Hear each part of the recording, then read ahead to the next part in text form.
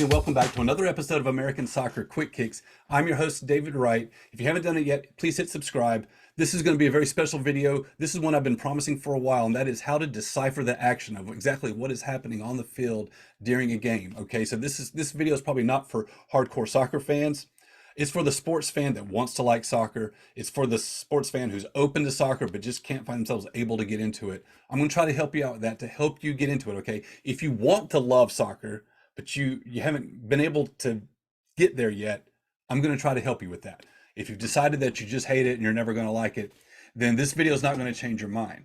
So one thing I want to do is I'm probably going to hear me compare this to football a lot of times. I don't want there to be any confusion what I mean by football. Okay, this is American Soccer Quick Kicks. I don't want to have to explain what I mean by football every single time. On this channel, soccer is soccer and football is football. Before I get into how to decipher some of the action going on the field, I want to address a couple of areas that I've had American sports fans tell me that they don't quite understand about soccer, or they're a little bit frustrated by it.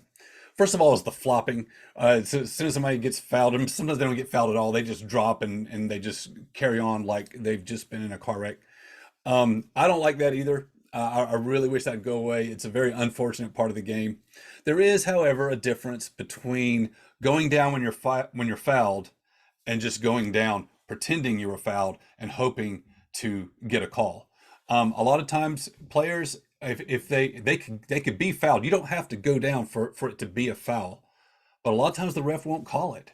They should, but a lot of times they don't. Because if you get fouled but you keep on going, first of all, there's such a thing as playing advantage, where the referee acknowledges there was a foul, but they see that the team that was fouled is in possession and remains in an advantageous moment in the game, and they let the play continue, because it would actually hurt that team to stop things down for a free kick. So oftentimes you can have advantage called. The other times is the referee may just decide that there wasn't a foul there. If it wasn't, it couldn't have been that bad. The guy's still going.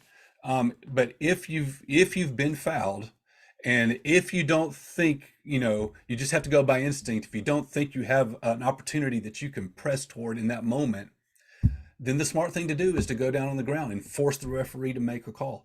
Sometimes you don't get it, but most of the time you do, if it's a legitimate foul. So do players go down a little too easily when they get kicked?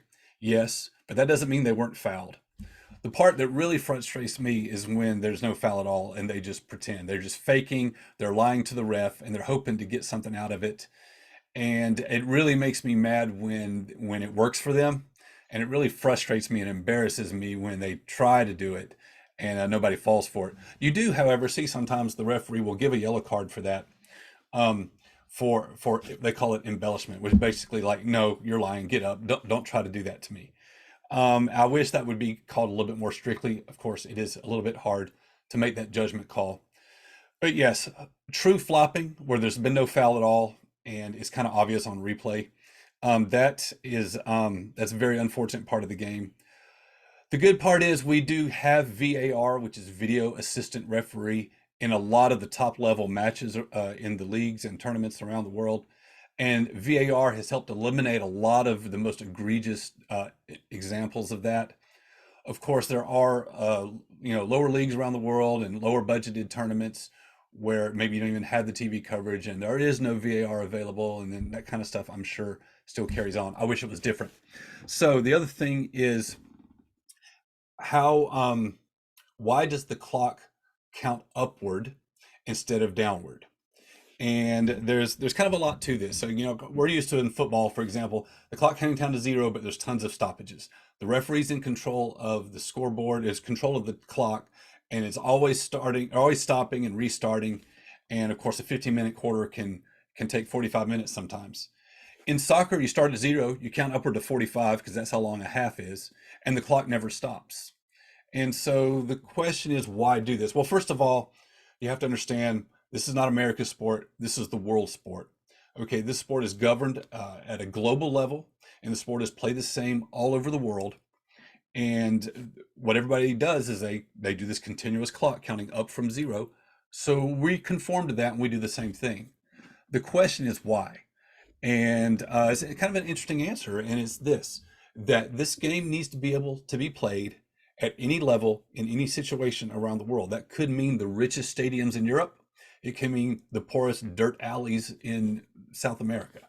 Um, with a clock that needs to be constantly stopped and restarted, comes with that a lot of extra gear that you need to pull that off correctly, right? You need an operating scoreboard. You need communication between the referee and the scoreboard operator. You need a stopwatch. And all of these things go away with a simple continuous clock because you don't need any of that. Anybody with a wristwatch can keep time, official time on a game. You just start at zero. If you know 45 minutes later, the half is going to be up.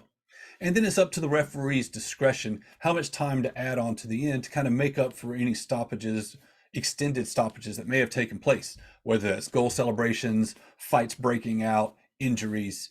Then they just come up with a number that they're going to add on to the end of the half. And you'll see on television, they'll announce what the minimum stoppage time is going to be, but they emphasize that it's just the minimum, okay? Not only could there be more stoppages within that time, it could still just be up to the ref to decide when that time is up, maybe there's something going on in the field he's going to let play out. It's just entirely up to the ref. At the end, once you pass that minimum stoppage time, it's totally up to the ref and nobody knows when the game is going to end. For those of us used to a stopping clock, that can be very frustrating because you would like to think that when the clock hits zero, the game's over, right? But in this case, when the clock hits 45, we're going to play some more and we don't know when it's going to be. We don't know exactly when it's going to be done. It does add drama. There is drama to be found in that. And speaking of drama, the other thing I want to address before I get into the flow of the action is why do we have draws? Why do we have ties? Why do games end in ties all the time? And the simple answer is we don't need to have a definitive winner, especially in regular league play. We just don't have to have it. The only time you need to be able to play to a definitive winner is in an elimination game in a tournament format. And because in regular season play, a draw is worth 1 point, where a win is worth 3, and the standings are based on total points. So there is a real mathematical value to ending in a draw. Sometimes there is honor in a draw, and sometimes there is drama. It depends on how the game went and how the teams are matched up. You know, you got two hard-fought teams that are evenly matched. You go back and forth, and at the end of the day, you look each other in the eyes, shake your hand, and say, you know what, we're equals, and this is a fair result. We're going to split the points. And other times, depending on how it goes, you got an underdog situation, or you got a late goal for dramatics, kind of a buzzer beater. You can end up with a team feeling like they let one get away, or another team feeling like they got away with something. And there's an emotional value to that also. So draws are simply a part of the game. Why do you need to have a winner in week 4 of MLS when you've got 30 more weeks to play and you get a point for that? And there's just, the season is played out in order to determine who's the best team over the course of the 34 weeks. That's what you're playing for. You're not playing for that week. You're playing for the season. And so draws are a part of the game. You get 1 point for a draw, 3 for a win, and that's how it goes.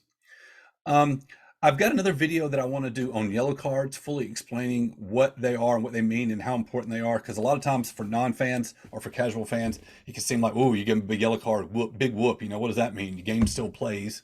What's going on here? And so I'll try to spend a video kind of going into the details of that pretty soon.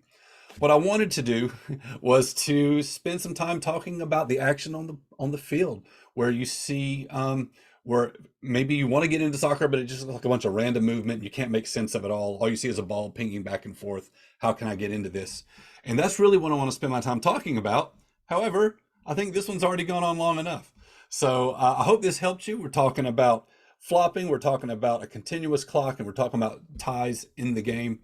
I hope that helps you understand it, even if it doesn't make you all excited for it. At least maybe you can understand where it's coming from. I'm going to end that right here, and then for my very next video, I'm going to talk about deciphering the action of the flow of play. So in the meantime, watch some soccer with me, and I'll talk to you next time.